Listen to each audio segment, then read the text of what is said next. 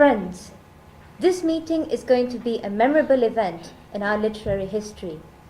Our literary organizations and associations have so far been mainly discussing issues relating to language and its promotion.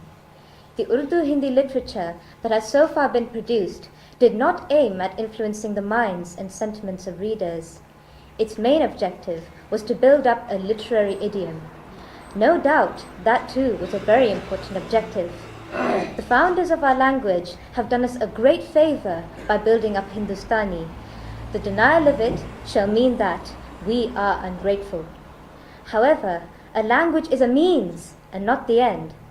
Our idiom has now grown to such a mature level that we have to think about the objective with which they had started to build it and find its ultimate goal. An idiom, the highest achievement of which was fiction, like Bago Bahar and Betal Pachisi, is now able to deliver goods of a high academic nature. What is literature? It has been defined in many ways, but in my opinion, it can best be defined as a criticism of life. Whether it is a paper, a short story, or poetry, it should be a review of life itself. Our literature produced in the past had nothing to do with the realities of life. Our men of letters used to create a sort of talismanic world out of their imagination.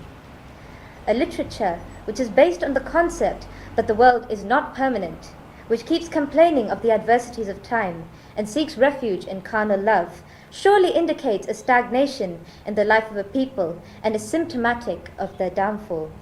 I do not hesitate to tell that, like any other thing, I judge art too from a utilitarian point of view. No doubt the end of art is to enhance the aesthetic sense, which is key to all our happiness. But is there any happiness, whether sensual, intellectual, or spiritual, that does not have any utilitarian side? We will have to change the criterion of our aesthetic appreciation. Until now, our aesthetic criterion was aristocratic and that of pleasure seekers. An artist in our society sought the patronage of aristocrats, for his survival depended only on their appreciation. In such circumstances, his art was related to their pleasure, their anxieties, their ambitions, their aspirations, and their rivalries. The artist had his eyes fixed on palaces and mansions. He would never care for a poor man's hut or a dilapidated house. He would regard them as located outside the human domain.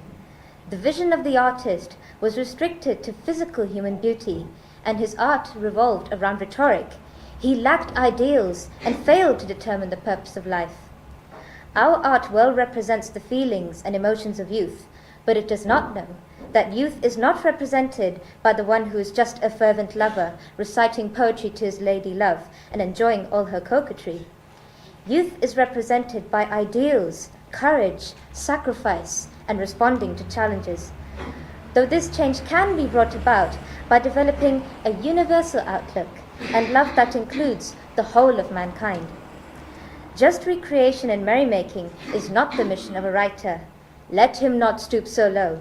He is not a quiet follower of patriots and politicians. He is the forerunning torchbearer.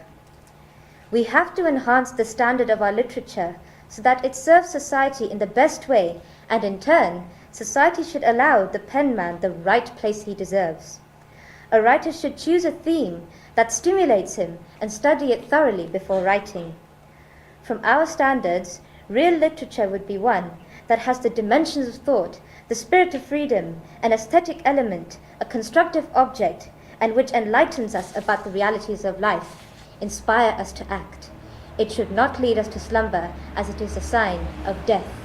Thank you. Wonderful.